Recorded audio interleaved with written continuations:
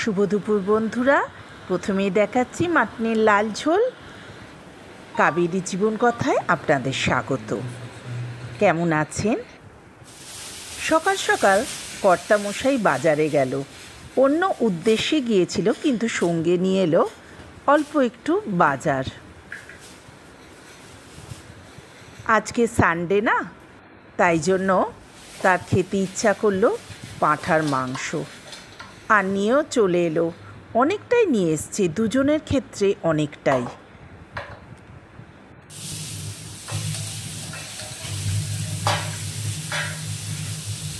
কাজ আমার বেড়ে গেল। সানডে ফান্ডে কার, কর্তার না আমার? সবার ক্ষেত্রেই আমরা বলি যে সানডেটা আহা খুব স্পেশাল। কর্তাদের কাছে স্পেশাল করতে গিয়ে আমাদের অবস্থা খারাপ হয়, তাই না? এই দেখো, চিকেনও নিয়ে চলে এসছে সঙ্গে সঙ্গে। অবশ্য এটা আজকের জন্যে নয়, এনে রেখে দিল। আমি একটু ধুয়ে রেখে দিই ফ্রিজে। এটাই আমার স্বভাব। মাছ মাংস যাই আসুক, ফ্রিজে আমি রেখে দিয়ে, দেখো আলু কেটে নিয়েছি, পেঁয়াজ টমেটো সব উপকরণ, দই আদা রসুন যা মাটনে দরকার সেই সব কেটে নিয়েছি।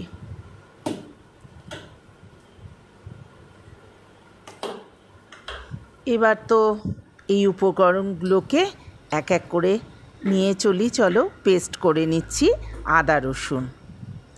আদা রসুনের পেস্ট আমি নিয়ে আসতাম কিনে, কিন্তু এদান্তি দীপঙ্কর বন্ধ করে দিয়েছে, বলছে খেয়েও না, ভালো নেই।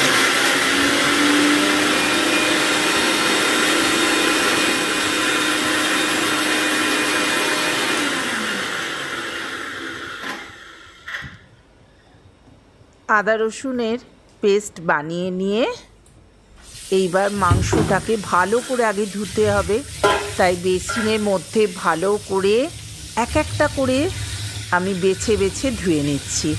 কারণ চিকেন একটা আলাদা, আর মাটনের ক্ষেত্রে লোমটোম থাকে, তো তাই জন্য ভালো করে এক একটা করে আমি ধুয়ে ধুয়ে রাখছি। অবশ্য চিকেনও আমি তাই করি, প্রত্যেকটা টুকরোকে আমি আলাদা আলাদা করে ধুয়ে নিই। আজকে তো আবার খেলার দিন। এই দেখো, এবার ভালো করে ধুয়ে নিয়ে আমি সব উপকরণগুলো এক এক করে মিশিয়ে রেখে দেবো। হ্যাঁ, যা বলছিলাম বন্ধুরা, আজকে তো আবার ইন্ডিয়া পাকিস্তানের খেলা না, তাই জন্যে কর্তামশাই তাড়াতাড়ি সব কিছু করে রেডি হয়ে একদম বসে পড়েছে টিভির সামনে। আমিও কিন্তু কম খেলার ভক্ত নয়, প্রচণ্ড খেলা দেখতে ভালোবাসি। এই দেখো, ধনে জিরে গুঁড়ো, যেরকম আদা রসুন পেস্ট, দই সব এক এক করে এর মধ্যে আমি মিশিয়ে নিচ্ছি। প্রচণ্ড ঝাল আমরা খাই না, তবে একটু তো ঝাল দিতেই হবে, বলো মাটনে। হ্যাঁ, যেটা বলছিলাম, কর্তারা সানডেতে স্পেশাল, আহা ছুটিতে বসে বেশ মাংস ভাত খেতে ভালোই লাগে বলো। আর আমাদের গিন্নিদের অবস্থা খারাপ, তাদের মুখে ধরতে আমাদের এই আয়োজন। যাক, মাটনটাকে ভালো করে মিশিয়ে নিলাম।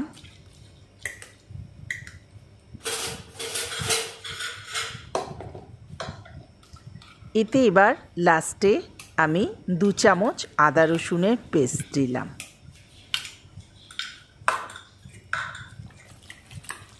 পেস্টটাও আমি ভালো করে মিশিয়ে নিলাম, কারণ ভালো করে মেশানোর ভেতরেই একটা আলাদা রকম জিনিস লুকিয়ে থাকে। মশলাগুলো যদি ভালো করে আমরা মিশিয়ে না নিই, তাহলে ঠিক দেখবে টেস্টটা আসে না।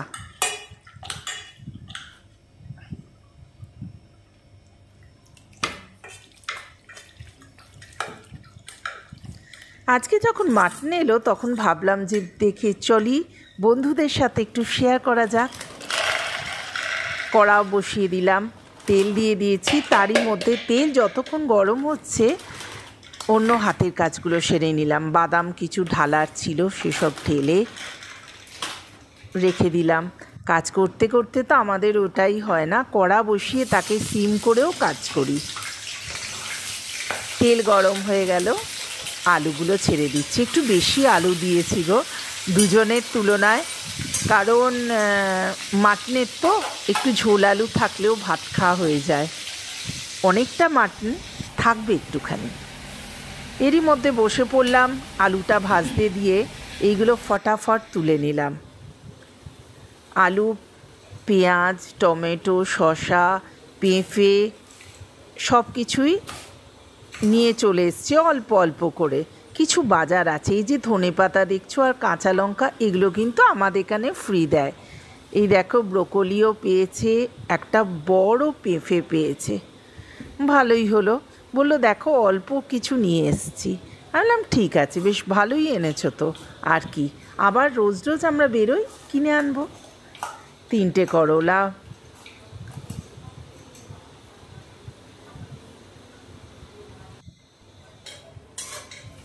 ইন দ্য মিন টাইম আলুটা ভাজাও হয়ে গেল। দেখো ওই সময়ের ভেতর 2টো কাজ সেরে নিলাম। এবার পেঁয়াজ টমেটো সব দিয়ে কষতে আরম্ভ করব। চলো এবার একটু পাশের ঘরে যাই। যাওয়ার আগে অবশ্যই ভাতটা বসিয়ে দিয়ে যাই। ওদিকে খেলা শুরু হয়ে যাচ্ছে, টস আরম্ভ হয়ে যাচ্ছে। এই যে ভাতটা বসিয়ে দিয়ে ছুটে চলে এলাম, জানো তো। দেখো এবারে সব রেডি হচ্ছে। ভালো লাগে না গো, একটু বসে খেলা দেখতে ইচ্ছে করছে। আবার ছুটে চলে এলুম ভাত দেখতে। আর বাসমতি চাল তো খুব তাড়াতাড়ি হয়ে যায় গো। আজকে এই রান্না, ব্যাস।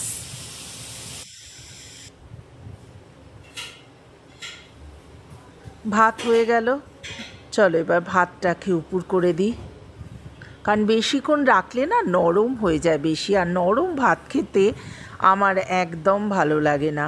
বেশ একটু মানে কি বলবো, শক্ত শক্ত ভাত হবে, খুব সুন্দর লাগে খেতে।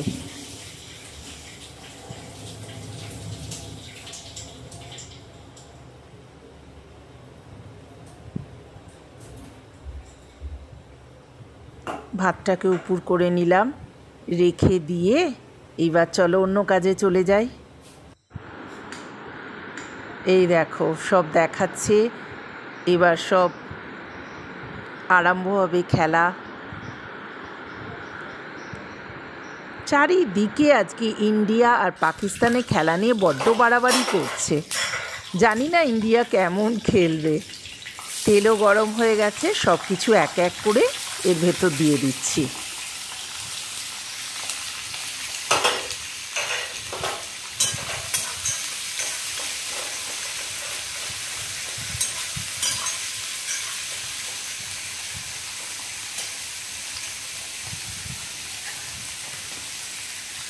পেঁয়াজটা ভাজা হোক, তারপরে আমি আবার তোমাদের কাছে আসছি।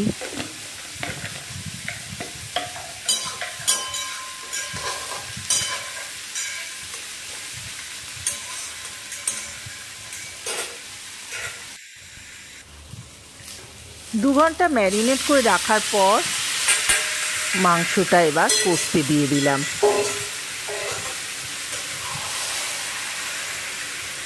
অনেকটাই, আর একটু চর্বি চর্বি মনে হচ্ছে, জানি না কেমন হবে, খেয়ে তোমাদের জানাবো। অবশ্যই মাংস সব কিছুই, বিশেষ করে পাঁঠার মাংস একটু 2 ঘন্টা যদি ম্যারিনেট করে না রাখো তাহলে কিন্তু সেই টেস্টটা আসে না, আমার মনে হয়। ভীষণ সুন্দর একটা গন্ধ বেরোচ্ছে। মনে হলো লঙ্কা গুঁড়োটা একটু কম হয়েছে, আবার একটু লঙ্কা গুঁড়ো দিয়ে দিচ্ছি। আর আদা যে মিক্সিতে বেটেছিলাম তার ধোয়া একটু জল ছিল, সেটাও মিক্সড করে দিলাম, দিয়ে ভালো করে নাড়াচাড়া করে নিচ্ছি।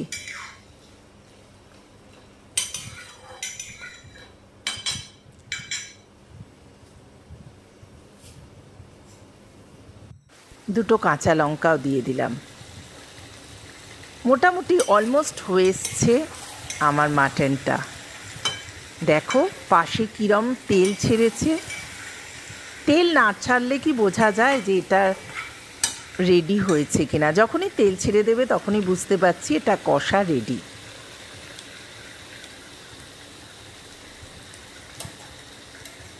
ভীষণ সুন্দর দেখতে হয়েছে, কালারটা এসছে, আর ভীষণ সুন্দর গন্ধ বেরোচ্ছে। মনে হয় আজকে মাটন তৈরিতে আমি সাকসেস হয়ে যাবে। এই দেখো, এবার প্রেশার কুকারে জলটা একটু গরম করেই রেখেছি। চলো এর ভেতর মাটনটা দিয়ে দিই।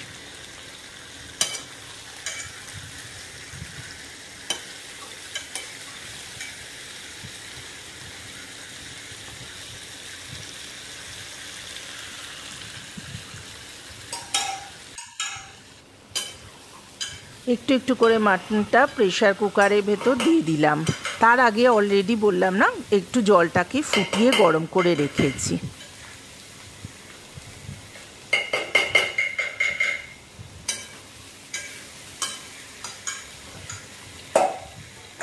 আলুগুলো এর ভেতর দিয়ে দিলাম একসাথে। এই দেখো তোমরা কালারটা কিরম দারুণ লাগছে না? এবার সব কিছু দিয়ে আমি এবার ইন্ডাকশানে প্রেশারে বসিয়ে দিলাম।